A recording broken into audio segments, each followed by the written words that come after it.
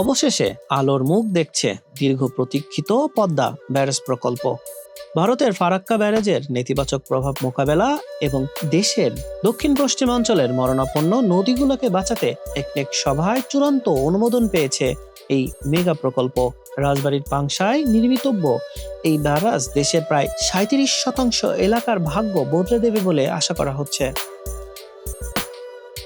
৬০-এর দশক থেকে শুরু করে কয়েক দশকের দীর্ঘ সমীক্ষা আর নানা চড়াই উতরাই পেরিয়ে অবশেষে চূড়ান্ত অনুমোদন হলো স্বপ্নের পদ্মা ব্যারাজ। প্রায় ৫০,৪৪৩ কোটি টাকা ব্যয়ের এই মেগা প্রকল্প বাস্তবায়িত হবে শতভাগ সরকারি অর্থায়নে। পরিকল্পনা কমিশনের সুপারিশে পানি সম্পদ মন্ত্রণালয়ের অধীন বাংলাদেশ পানি উন্নয়ন বোর্ড পাওবো প্রকল্পটি বাস্তবায়ন করবে।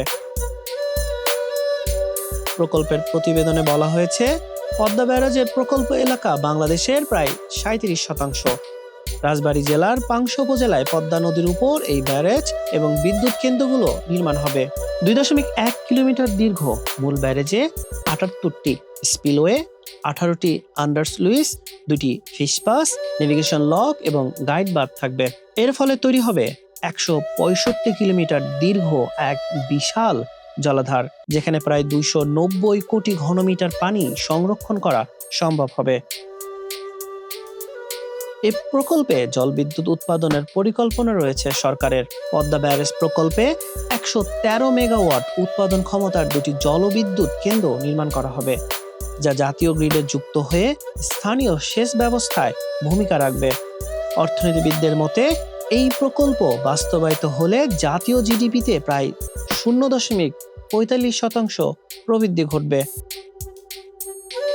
পানি সম্পদ মন্ত্রণালয় বলছে, প্রকল্পটির মাধ্যমে দেশের প্রায় ২৮,৮০,০০০ হেক্টর কৃষি জমিতে সেচ সুবিধা নিশ্চিত হবে। এতে বছরে অতিরিক্ত প্রায় ২৪ লাখ টন ধান এবং ২ লাখ টনেরও বেশি মাছ উৎপাদন সম্ভব হবে। ভারতের পশ্চিমবঙ্গে ১৯৭০-এর দশকে ফারাক্কা বাঁধ নির্মাণের মাধ্যমে শুষ্ক মৌসুমে পদ্মা গঙ্গা থেকে ৩৫,০০০ থেকে ৪০,০০০ কিউসেক পানি কলকাতা বন্দরের নাব্যতা রক্ষার জন্য ভাগীরথী এবং হুগলি নদীতে সরিয়ে নেওয়া হয়।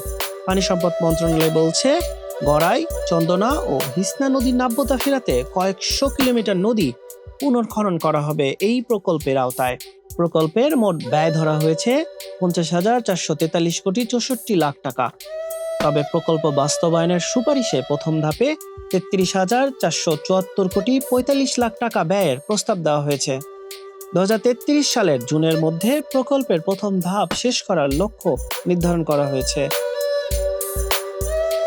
বিশ্লেষকরা বলছেন, মিঠা পানির প্রবাহ কমে যাওয়ায় দক্ষিণাঞ্চলের নদী ও খালে শুষ্ক মৌসুমে লবণাক্ততা বৃদ্ধি পেয়েছে, যা জীবিকা, জীববৈচিত্র্য এবং সুন্দরবনের জন্য বড় হুমকি হয়ে দাঁড়িয়েছে।